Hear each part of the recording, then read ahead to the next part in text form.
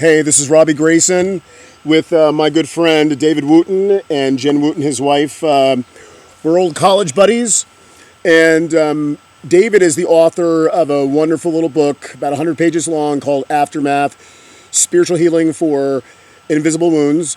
And that book was born out of his experience of actually having been deployed to the Middle East in support of Iraqi freedom, Operation Iraqi Freedom, correct? Correct, yes. He was a caretaker.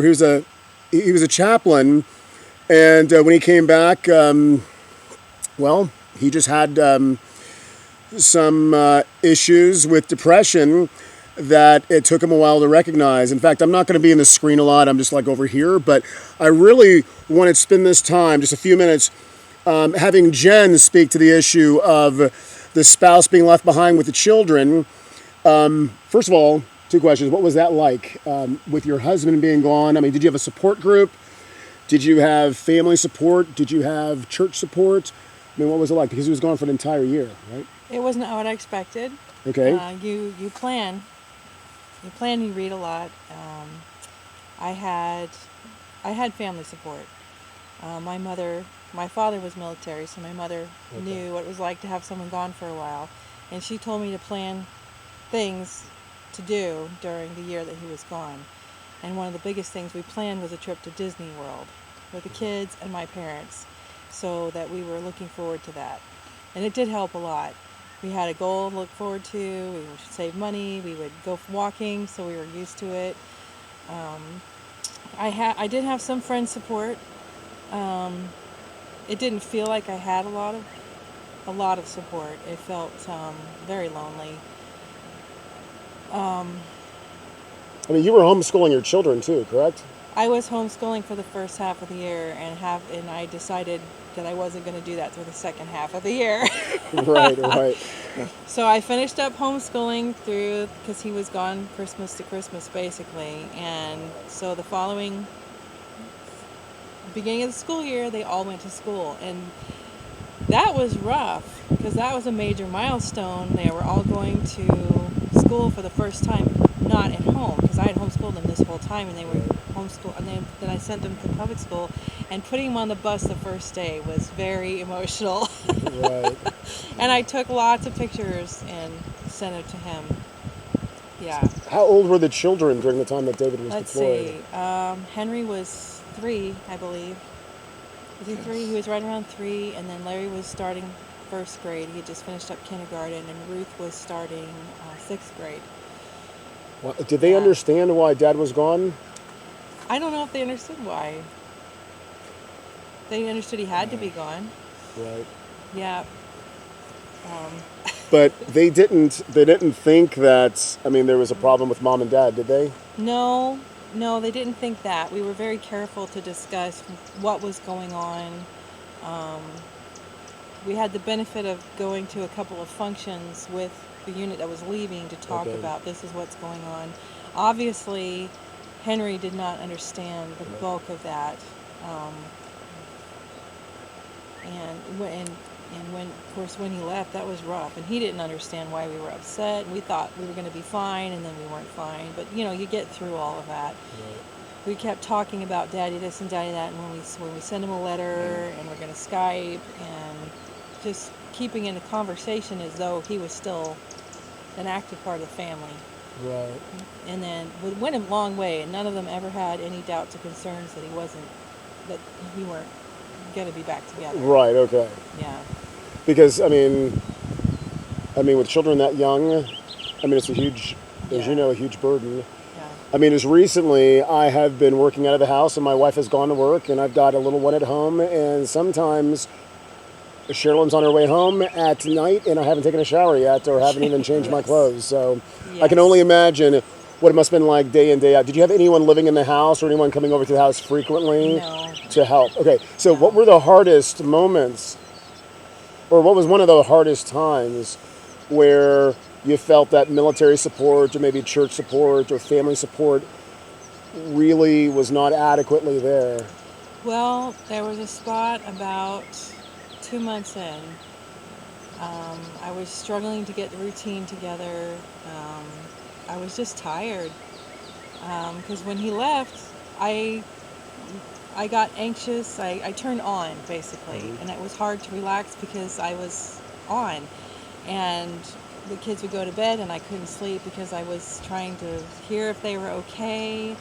I was trying to make sure I had all the ducks in a row, all the bills were paid, everything was done, this had to be done, that had to be done. And then it became obvious early on, too, that our conversations with each other were going to have a particular flavor. Is that the way to say it? Yeah. Meaning?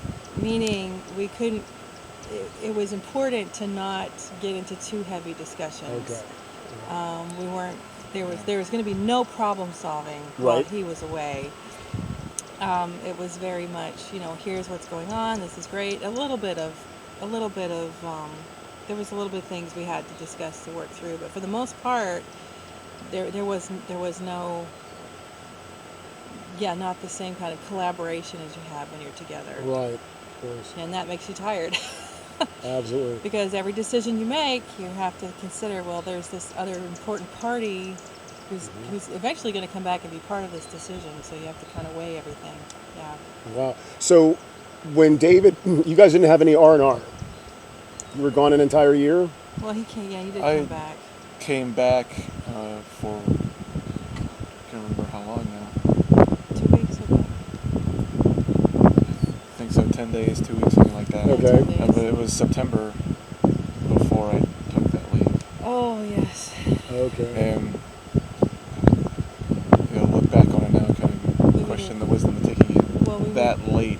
Right. But Well, there's so many things you would do differently that you don't realize. at the same time, if you take it really early, then you have all that time left if you still. So what were the cons of you having taken it in September in retrospect? Well, one problem was after he went back, it was much harder. Everything felt different. It was much harder to get back into the he's gone routine because he was coming back. And then the perception of everyone around was, well, he came home once, so it's no big deal. Oh, And yeah. that for me, after that initial hit, was probably the most difficult part because I was no longer the woman with her husband gone. He had Right. come home and he's coming back, so everything's good. And that was hard. That was very hard. Because the beginning is hard and the end is hard. And my mom told me that. In the middle, you get your flow on. You're going good. You're going strong. And then the other thing was, if we next time, he won't come back to where we live. We'll meet somewhere in a neutral location. Okay. If that makes sense. And why is that important strategically? Because it's not real. When he came home, he wasn't really home. Okay. It was something else. But it was good. It was great to see him, and we had a good time. But him coming back home into being home, he couldn't really plug back in, and there was this real struggle, because we'd had our routine going on, and I didn't know, is he going to want to do this? Is he going to do that? And he was not wanting to be there plugged in. It would have been, and after talking to other people, they met somewhere else and had their R&R somewhere else other than home, and it was better. Okay. Wow. So when you came back home, David, a year later, did you guys feel like there was going to be like this, I don't know, kind of orgasmic, oh, he's home and we can move on with our lives? I mean, what was the reality when you came back home? Coming home was strange. It was kind of hilarious. I was expecting kind of what you were saying Yeah. about, hey, everything's great, everything's home, but it's not that way. And it started on the ride home. That was the herald. Are you serious? I had Yes. had, I don't know, 6 flat tires when he was gone, and I'd gone through 2 cars even. And on the way home, we blew a tire. Oh, no. And it was, 11 o'clock at night? And we were, Yes. I picked him up in Panama City, so it was 3 hours drive back home. So we were about halfway home, and we blew a tire 11 o'clock at night. Hold on, was it on Highway 98 that you blew the tire? Yes. It No was. way, because I'm sorry, this is a huge interruption, but as a throwback, Sherilyn and I went to a graduation of a military friend of ours down in Fort Walton Beach in 1997. And on the way back, about 11 o'clock at night, we blew a tire. Oh, no, sorry, we didn't blow a tire. Our car just stopped. Oh. So we had to walk, and there's no sidewalk. So we had to walk into Gulf Breeze, and that was pretty crazy. Anyways, but going back to it, so how did that set things off or set the tone for the next few months? Well, I think, first of all, there was a major crash, this emotional coming down from the high, as it were. Being deployed, there's an adrenaline rush that lasts pretty much the whole entire time that you're gone. I mean, even if you're not shooting at people every day or getting shot at every day, you still have to have that heightened awareness that the military will talk about, even if you're not actively shooting. So that was there, and that kind of ramped down. Another thing that happened while I was gone was it was discovered that Jennifer's dad had cancer. So that changed a lot of things in the whole family dynamics, at least the extended family dynamics, that I had never seen and hadn't been able to deal with or process through or anything. When I left, he looked the picture of health, and when I came back, he was like a husk, a shell of what he was before. And the family and Jennifer was dealing with all of that as well, and I wasn't prepared to face that. So what about you, Jennifer? Were the expectations you had when he came back shattered, or how many of them were fulfilled? Or Well, I knew that the redeployment was going to be difficult because I'd heard enough, I'd read enough that was going to be difficult. But there's not a lot said about it. It's all the cycle of deployment, which is great, but it didn't always, at least for us, they didn't really go into when he comes back. It was hard having this new person in the space because we had our routine going on, and we were dealing with stuff, and I was ready to share the burden, but he was not ready because he needed time to reacclimate, and he didn't have a job when he came back either, which was stressful. Because he was in the Guard. Yeah. Right? Okay. And so I was thinking, well, at some point he's going to go and get a job, and then he didn't. Right. And I would tell him, okay, this is how much we have left in the savings account, and this would be a good time to go and get a job, and then he did it. And then I started thinking, well, maybe I need to get a job, and I couldn't find one. And that was hard for me because I was trying to keep everything running at home. I was trying to help him get reintegrated, and then I was trying to find a job, which I couldn't find. And it was nothing like what we had before he'd left. Everything was different. Everything was different. David, what contributed to your kind of inability to be motivated, I guess, to get a job after coming back? I mean, what was it like in real life, real time? I guess in the first place, had internalized a lot of the issues I was counseling with while I was deployed. So, when you're counseling people, when you're being a caregiver, you have to kind of learn how to release those issues once you hear them, because you hear a lot of awful things when you're counseling people. And I had not really done that, or even really knew how to do that at the time, so I had internalized most of it, and that was one of the major reasons why I was depressed. And then just the fact of coming back and coming down off of that high and seeing how much people had changed really threw me a lot. I had to kind of keep him out of crowds. Out of crowds? Yeah. I've heard that before. The camera's Look at the trees. Up.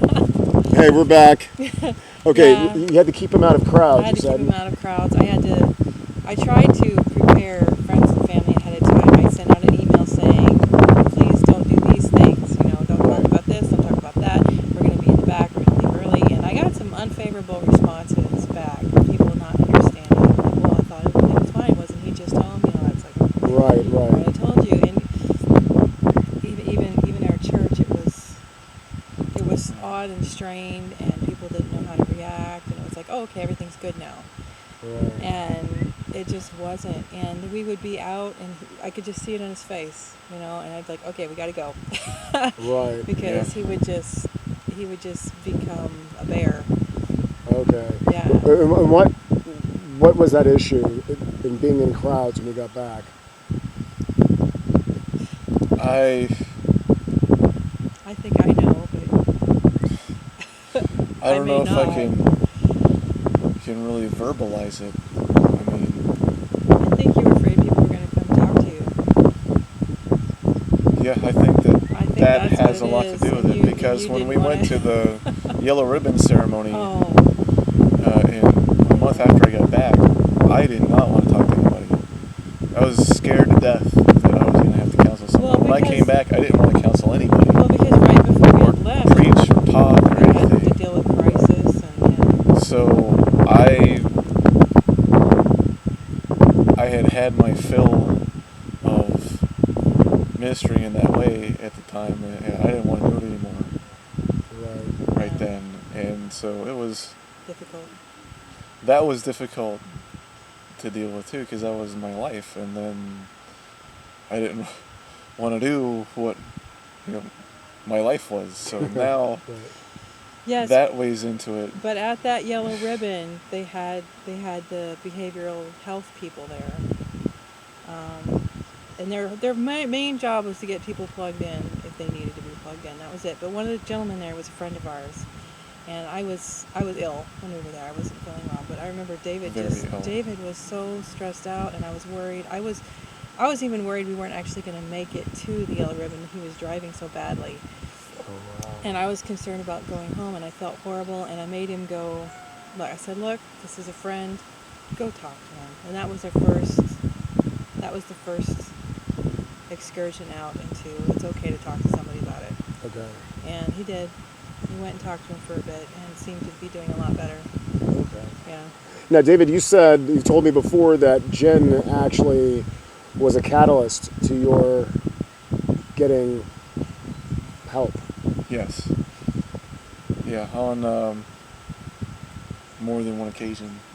She mentioned one, but the big blow up was later on when I was said before that I was self-medicating, had some addiction started along that line, and when she found out about it and the extent of it, she stood up to me and let it be known in no uncertain terms that this was not okay, and that it was destroying our marriage, which by that time I kind of knew anyway, but it took that to get me past the inertia of being willing to seek help for it and move on, because I was stuck, and there was a part of me that wanted to get out of it, and there was a part of me that had no intention of getting out of it.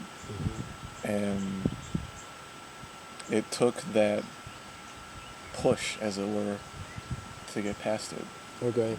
Jen, when you confronted him, did you believe that there was a possibility that he would not respond favorably? Well, yeah. Yeah, there's that possibility. I mean, it was a very dark place.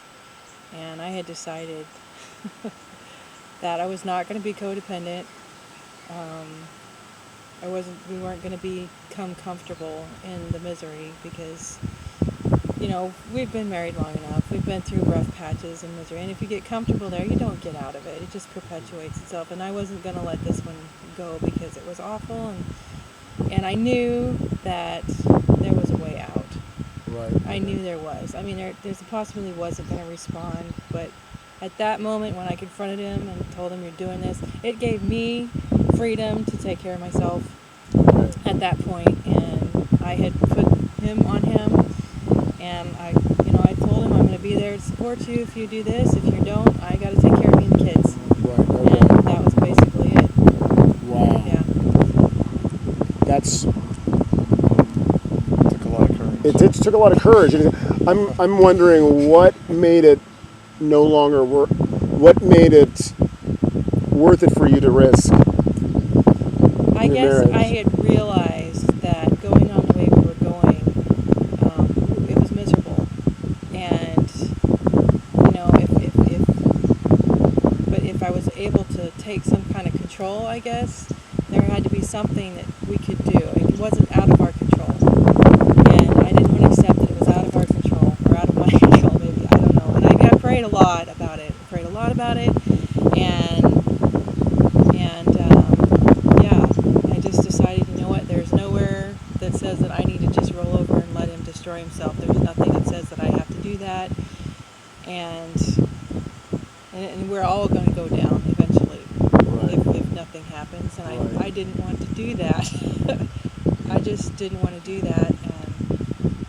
And oddly enough, having been without him for a year, and this is going to sound terrible, I knew I could do it without him.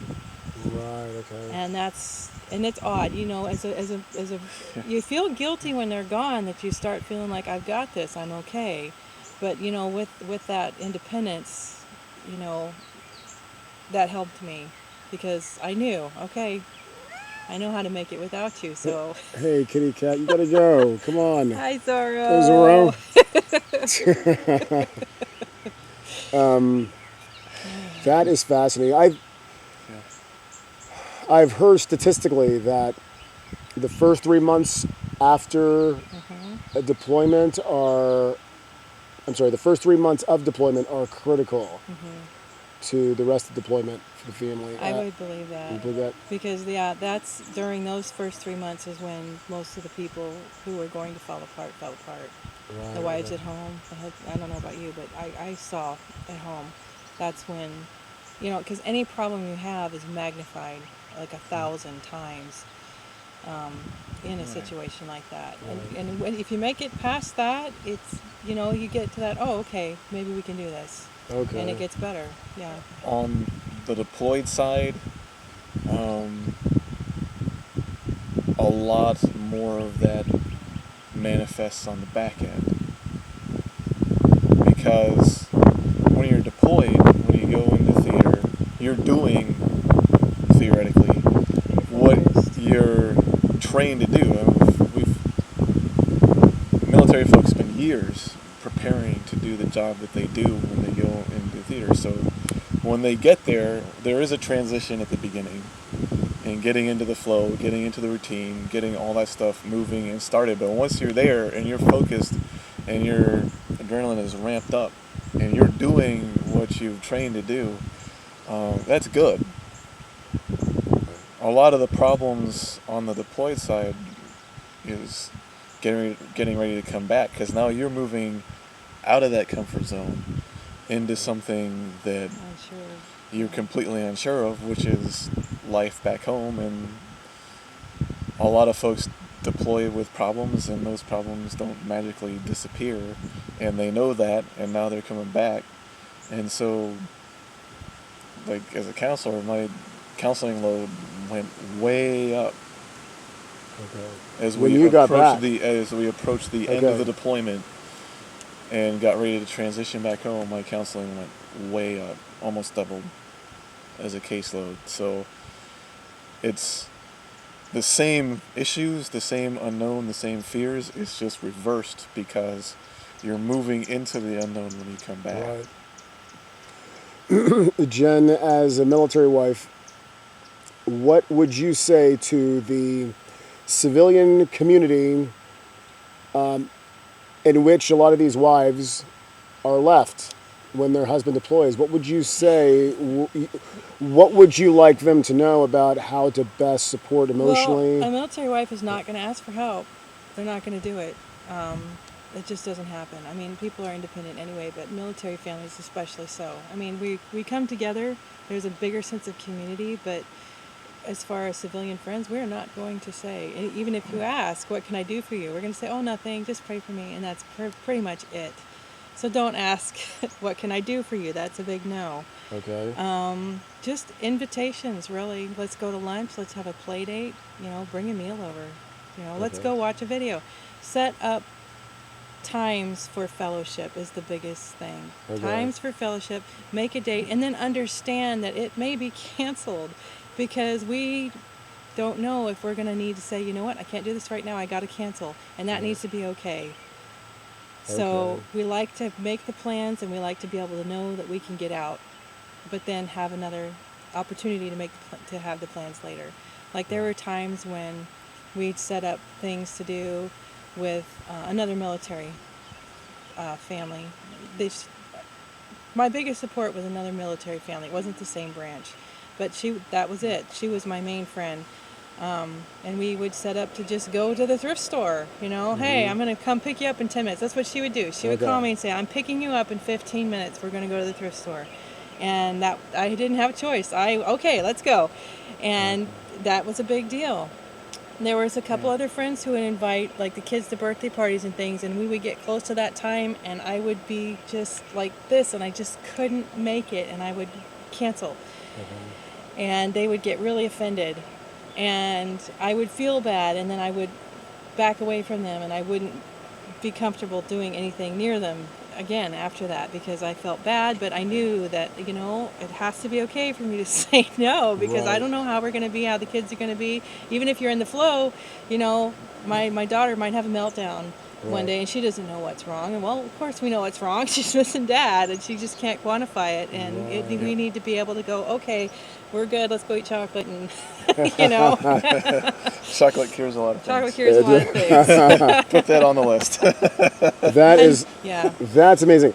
So, to recap, basically, the way the civilian community can support a spouse back home is not to put the burden of planning upon the spouse, exactly, but to actually do things, like action steps. If you're uncomfortable with it, a lot of people don't want to say, make a firm plan. We'll give you two options. I want to have you over for dinner. Is Tuesday at 6 good, or is Thursday at 5 good? And then you give them the option to say, okay, this day will be good. Or they can say, those aren't good for me. How about this day? At least at that point, because I felt like when people were putting the burden of planning on me, that I was planning it and they were inviting me. Okay. And they may not have been the situation, but because we were in the situation we were in, that's the way I viewed everything. I was planning everything. So, yeah, but in that respect, that's the way it works. Wow. I would love to speak a whole lot more with you, but I know you guys are on your way to Pigeon Forge. Yes. So, hey, remember Naval Chaplain David Wooten and his wife Jen Wooten? They're actually on their way to Okinawa in the next 10 days. Yeah, 10 days. 10 days, that's right. Yes. So we'll be hearing more, hopefully I'll be hearing more from you guys. Yes. We'll continue the conversation while you guys are overseas. All right, hey, thank you very much for listening. I'm so sorry, we were outside, the wind's been blowing. I hope you could have heard most everything.